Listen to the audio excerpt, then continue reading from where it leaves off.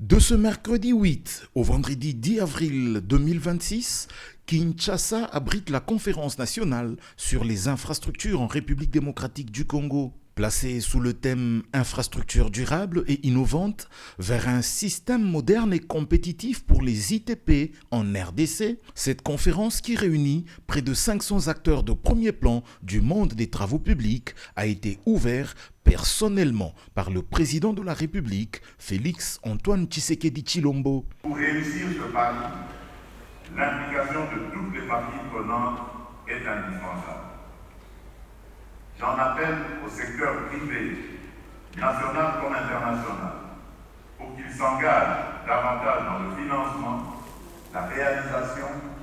l'entretien et l'exploitation des infrastructures structurantes dans le cadre de partenariats publics-privés équilibrés, transparents et mutuellement bénéfiques.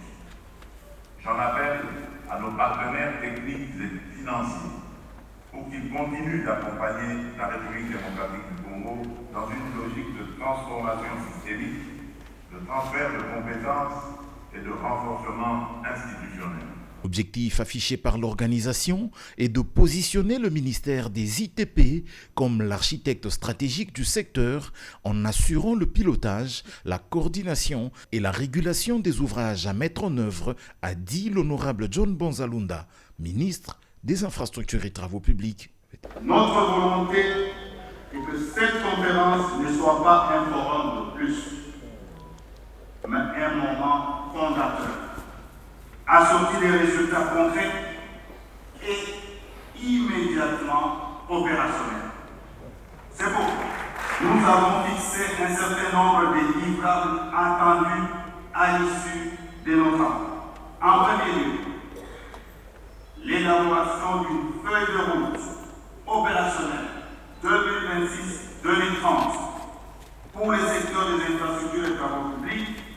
définissant les priorités, les programmes phares, les séquences de mise en œuvre, les responsabilités institutionnelles,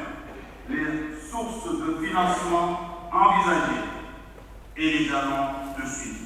Parmi les structures sous tutelle du ministère des ITP, bien représentées ce jour, se trouvaient plusieurs cadres de l'Agence congolaise des grands travaux, amenés par son directeur général, l'ingénieur Nikonza Unzaou, qui, dans un rôle de panéliste, fera au deuxième jour une présentation qui met l'Agence congolaise des grands travaux au cœur des infrastructures structurantes pour le développement socio-économique de la RDC. Dans le grand hall de l'entrée principale, un stand aux couleurs de la CGT a permis de présenter certaines de ses réalisations aux visiteurs de cette première édition de la conférence nationale sur les infrastructures, parmi lesquelles le chef de l'État, la première ministre et tant d'autres notabilités qui ont tous reçu les explications du directeur général de la CGT. Par sa participation à cette conférence nationale sur les infrastructures, l'Agence congolaise des grands travaux réaffirme son rôle stratégique dans le développement des infrastructures